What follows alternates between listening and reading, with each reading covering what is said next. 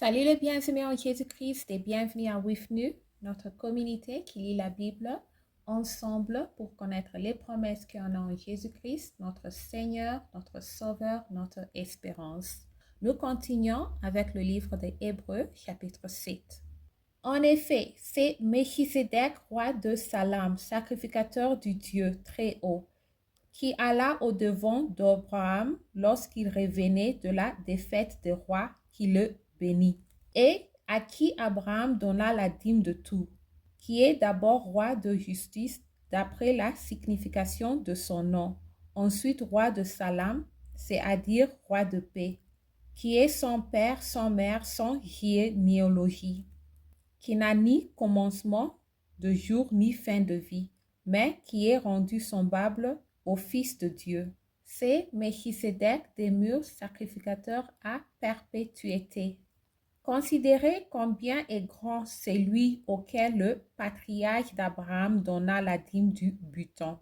Ceux de fils de Lévi qui exercent la sacerdoce ont, d'après la loi, l'ordre de lever la dîme sur le peuple, c'est-à-dire sur leurs frères qui cependant sont issus des reins d'Abraham. Et lui qui n'est tiré pas de son origine, il leva la dîme sur Abraham et il bénit celui qui avait les promesses.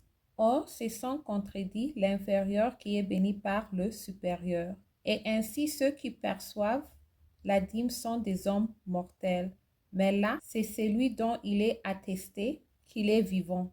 De plus, Lévi qui perçoit la dîme l'a payé, pour ainsi dire, par Abraham, car il était encore dans les reins de son père lorsque Melchisedec alla au-devant d'Abraham. Si donc la perfection avait été possible par le sacerdoce lévitique, car c'est sur ces sacerdoces que repose la loi donnée au peuple. Qu'était-il encore besoin qu'il parût un autre sacrificateur selon l'ordre de Melchisedec et non selon l'ordre d'Aaron? Car le sacerdoce étant changé, nécessairement aussi, il y a un changement de loi. En effet, celui de qui ces choses sont dites appartient à une autre tribu, dont aucun membre n'a fait le service de l'autel, car il est notoire que notre Seigneur est sorti de Juda, tribu dont Moïse n'a rien dit pour ce qui concerne le sacerdoce. Cela devient plus évident encore quand il paraît un autre sacrificateur à la ressemblance de Melchisedec, institué non d'après la loi d'une ordonnance charnelle, mais selon la puissance d'une vie impérissable. Car ce témoignage lui est rendu, tu es sacrificateur pour toujours, selon l'ordre de Melchisedec. Il y a ainsi abolition d'une ordonnance antérieure à cause de son impuissance et de son inutilité, car la loi n'a rien amené à la perfection et introduction d'une meilleure expérience par laquelle nous nous approchons de Dieu. Et comme cela n'a pas eu lieu sans serment, car tandis que les Lévites sont devenus sacrificateurs sans serment, Jésus l'est devenu avec serment par celui qui lui a dit, le Seigneur a juré et il ne se repentira pas. Tu es sacrificateur pour toujours, selon l'ordre de Melchisedec. Jésus est par cela même le garant d'une alliance plus excellente.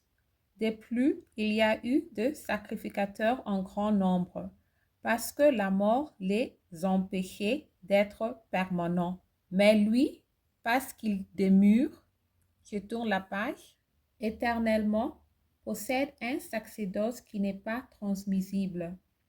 C'est aussi pour cela qu'il peut sauver parfaitement ceux qui s'approchent de Dieu par lui, étant toujours vivant pour intercéder en leur faveur.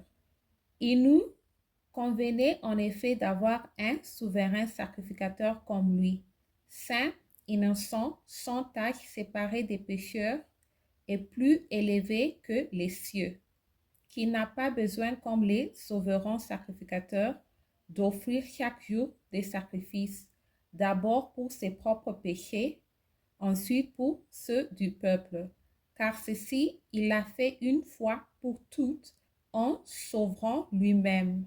En effet, la loi établit souverain sacrificateur des hommes sujets à la faiblesse. Mais la parole du serment qui a été fait après la loi établit le Fils, qui est parfait pour l'éternité.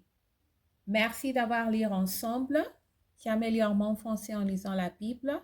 On continue avec chapitre 8 demain. Restez en Jésus-Christ et Shalom.